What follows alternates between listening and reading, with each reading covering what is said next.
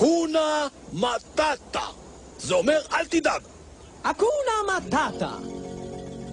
איזה משפט מדהים. אקונה מטאטה. לא טירוף חושים.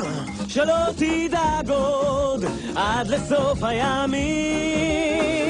תסגל לך תורת חיים. אקונה מטאטה. אקונה מטאטה?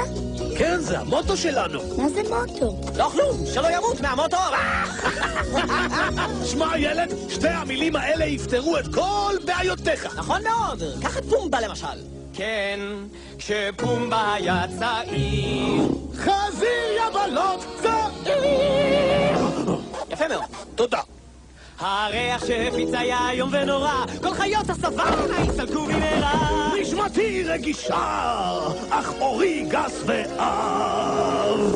זה מכאיב שקרוביי לי מפנים את הגב. והוא הבושה. איש כה השם. או תחליף את השם. השם לא השם. ותמיד כה סבלתי. איך הדרגש? בכל פעם ש... פומבה, לא לפני הילד. סליחה.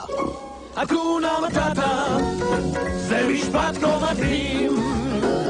אקונה מטאטה.